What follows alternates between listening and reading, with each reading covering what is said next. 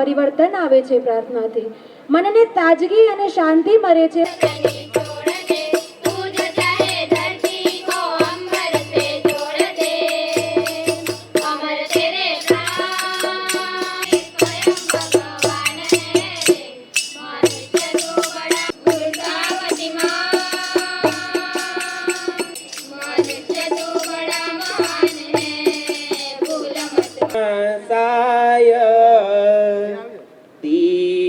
जो 7 रंगों से खुद को मिला लीजिए. फूल सम्मान અને તમારું સન્માન એટલે આપણા સૌનું સન્માન.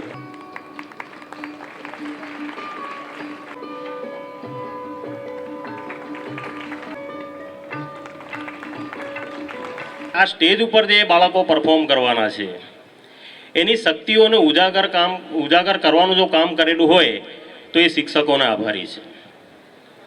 એટલે સ્પર્ધાની અંદર ભાગ લેવો, વિજેતા થવું એક અલગ બાબત છે, પણ સ્પર્ધાની અંદર ભાગ લઈ અને બીજાને પ્રોત્સાહિત કરવા એ બહુ અગત્યનો મુદ્દો છે. સામે બેઠેલા વિદ્યાર્થીઓને મનમાં એવું થવું જોઈએ કે એક દિવસ એવો આવશે કે આની જગ્યાએ હું પણ ત્યાં સ્ટેજ ઉપર જઈને પરફોર્મ કરું. તમામ જે વિદ્યાર્થીઓ છે એ દરેક વિદ્યાર્થીઓની અંદર કંઈક ને કંઈક અલગ અલગ સુષુપ્ત શક્તિઓ છુપાયેલી છે. કોઈને મહેંદી સ્પર્ધા, કોઈને મહેંદીમાં ઇન્ટરેસ્ટ હોય, કોઈ ખૂબ સરસ લોકગીત ગાતું હોય, કોઈ ભજન ગાતું હોય, કોઈને ગરબા ગાવાનો શોખ હોય, ભજન છે, ટીમલી છે જે આપણી આદિવાસી સંસ્કૃતિનું ખૂબ સુંદર ઘરેણું કહેવાય એવું આપણું આદિવાસી નૃત્ય છે. સાથે સાથે જ કથક છે. અલગ અલગ કૃતિઓ અહીંયા જિલ્લા કક્ષામાંથી તાલુકા કક્ષાની 15 કૃતિઓ, જિલ્લા કક્ષાની 18, આમ કુલ 33 કૃતિઓ આજે અહીં રજૂ થવાની છે. તો ખરેખર જ્યારે આપણે કૃતિને નિહાળીએ છીએ ત્યારે આપણને એવું થતું હોય છે કે આની અંદર કેટલી બધી શક્તિ છુપાયેલી છે કે આટલું સરસ પરફોર્મન્સ આપી રહ્યા છે. તો ધન્યવાદ આપું એ શિક્ષકોને, એ પ્રોફેસરોને કે જેને આ બાળકની અંદર જે શક્તિ છુપાયેલી છે એને બહાર લાવવાનું કામ કર્યું છે. જોકે પોતે સ્વચ્છતા માટે 100 કલાક એટલે કે દર અઠવાડિયે 2 કલાક ન ગંદકી કરીશ, મારા પરિવારથી અમે ગામે ગામે અને શેરીએ શેરીએ હું આજે જે શપથ લઈ રહ્યો છું સ્વચ્છતાના કામ માટે આપશે આપનાનું ભારત.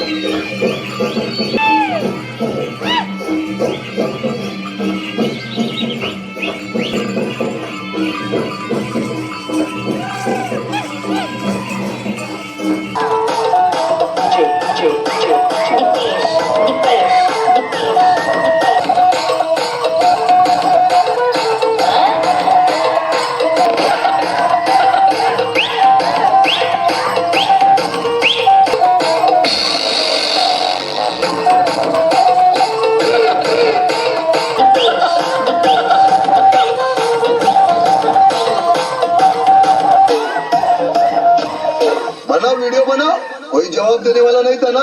अभी तुम्हारा बाप इधर आ गया. अपनी आजादी को हम हरगिज भुला सकते नहीं, अपनी आजादी को हम हरगिज भुला सकते नहीं. सर कटा सकते हैं लेकिन सर झुका सकते नहीं.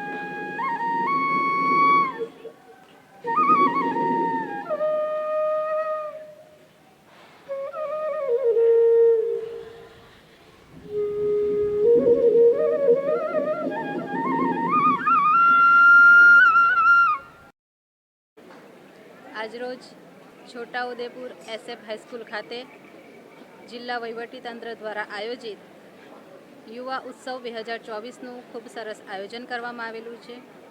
આજરોજ જે SF હાઈસ્કૂલમાં યુવા મહોત્સવનું જે આયોજન છે એમાં કુલ 33 કૃતિઓએ ભાગ લેવા લીધો છે. એમાં ભજન કીર્તન છે, પાદકૃતિ છે, કુચીપુડમ છે, આમ કરીને કુલ 33 કૃતિઓએ ભાગ લીધેલો છે. જે સ્પર્ધકો છે એમને ખૂબ ખૂબ શુભેચ્છાઓ પાઠવું છું. અત્યારે જ એક માહિતી અહીંયા સ્કૂલમાંથી મળી છે કે અહીંયા SF હાઈસ્કૂલની એક છોકરી ઇન્ડિયન આઇડલમાં 68મા ક્રમાંકે આવેલ છે. એ છોકરીને પણ ખૂબ ખૂબ શુભેચ્છાઓ પાઠવું છું.